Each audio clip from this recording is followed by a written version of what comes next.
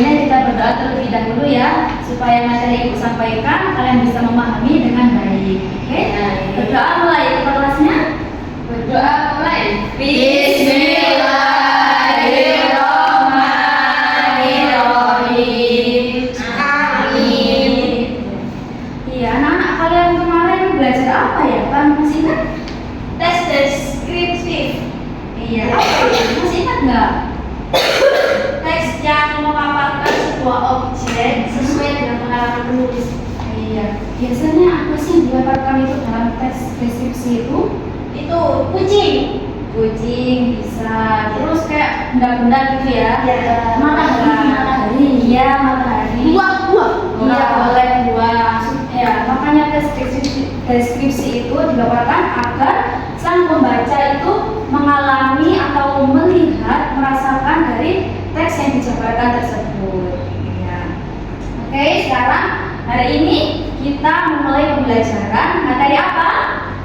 Ide pokok paragraf. Ya, tujuan pembelajaran hari ini agar kalian dapat mengidentifikasi ide pokok dan ide pendukung pada sebuah paragraf atau teks cerita. Oke, anak-anak, kalian pernah nggak membaca sebuah paragraf lalu kalian tuh mengetahui apa sih isi penting dari paragraf tersebut? Pernah nggak kayak gitu? Ya. Makanya hari ini kita belajar ide pokok dan ide pendukung supaya nanti kalian bisa mengidentifikasi mana sih suatu hal yang penting dalam paragraf atau teks cerita. Baik kan anak? Oke. Sekarang kita nyanyi lagu ini dulu ya. Iya Bu. Lagu ini dulu supaya kita semangat. Oke? Oke. Baik anak-anak, kita nyanyi lagu ide pokok dulu ya. Ini lagu Pelangi-Pelangi. Gak bisa kan lagu Pelangi-Pelangi? Bisa. Pelangi-Pelangi. Liriknya diganti dengan tentang ide pokok ya. Oke.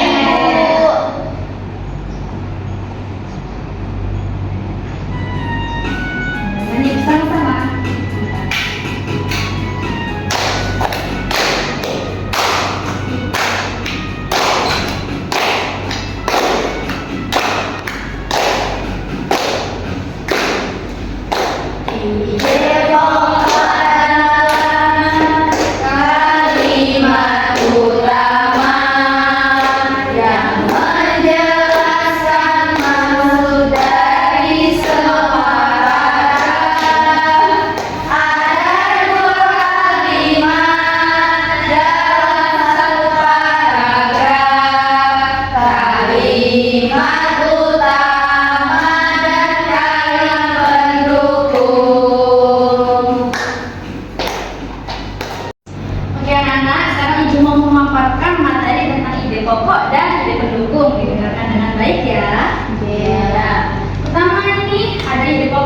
Ide pokok adalah hal utama yang ingin disampaikan atau dibahas dalam suatu paragraf. Terus ide pendukung adalah gagasan jelas yang berfungsi untuk memperkuat dan menjelaskan ide pokok. Oh iya, ide pokok itu dapat disebut gagasan utama, gagasan pokok, dan pokok pikiran. Apa tadi? Gagasan utama, gagasan pokok, dan pokok pikiran. Ya, dapat disebut 3 tadi ya. Terus selanjutnya. Nah, sekarang ciri-ciri ide pokok apa aja sih ciri-cirinya? Ini ide pokok menjadi inti dari topik atau permasalahan yang akan dibahas. Ide pokok biasanya dinyatakan dalam kalimat berupa kesimpulan atau pernyataan. Ide pokok memiliki kalimat jelas yang mendukung atau menjelaskan kalimat utama. Ide pokok biasanya terletak di awal, di akhir, atau awal dan akhir. Ada di mana? Awal dan akhir. Selanjutnya ide pendukung. Yaitu bersifat lebih khusus dari kalimat lainnya. Biasanya berupa contoh data maupun pernyataan. Satu paragraf terdiri atas beberapa kalimat yang jelas. Tidak dapat berdiri sendiri apabila kalimat lain dibelokkan. Nah, terdapat ada 3 jenis paragraf anak. Yang pertama paragraf induktif yang kurang. Paragraf induktif berada di mana? Awal. Paragraf induktif berada di akhir. Awal dan akhir. Ya, anak-anak, tadi kan kita sudah mengidentifikasi contoh paragraf ini kan ya? Iya. Dari paragraf 1, paragraf 2, dan paragraf 3. Kalian sudah paham semuanya? Sudah. Yang belum paham? Sudah paham semua ya? Ya, kalau sudah paham, sekarang Ibu bagikan LKPD untuk dikerjakan secara berkelompok ya. Ya. Kelompok 1 ini ya, kelompok 1 ini, kelompok 2 berdua nggak apa ya, teman-temannya yang masuk tadi. Ini yang kelompok 3. Ya, dibaca bersama-sama ya. Ada yang sulit? Saya bisa. Jadi kan anak-anak simbolnya satu tulisan, satu paragraf, satu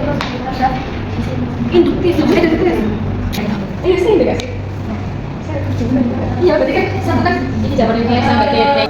Sudah selesai ya anak?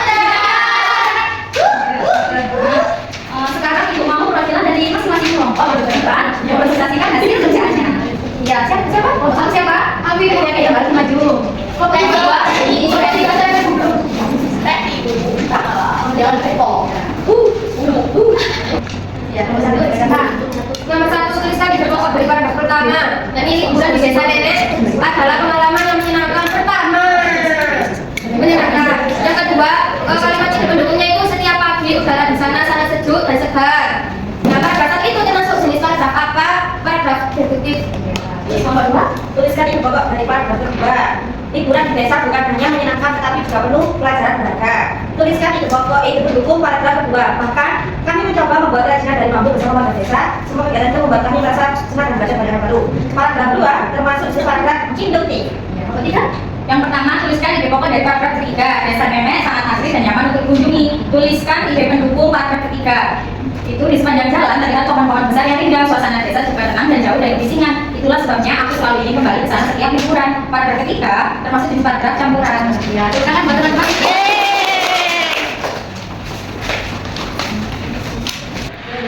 Iya, jawabannya tadi betul semua ya, Nana. Pintar sekali kelas 4 ini ya. Tepuk tangan dulu.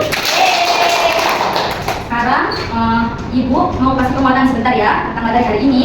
Ya, ide pokok tadi adalah kalimat utama atau hal utama yang menjadi permasalahan dalam sebuah paragraf. Ide pendukung tadi merupakan kalimat penjelas yang menjelaskan ide pokok. Tadi ide macam-macam paragraf ada berapa? 3. Ada Induktif, deduktif, campuran. Iya. Kalau kalian sudah paham semuanya, iya. Bagaimana perasaan kalian pada pembelajaran hari ini? Senang. Ya. Alhamdulillah ya, kita hari ini sudah belajar tentang ide pokok dan ide pendukung. Ya. Terima kasih buat anak-anak karena sudah mengikuti pembelajaran dengan baik. Ya, kita apresiasi dengan tepuk tangan semuanya.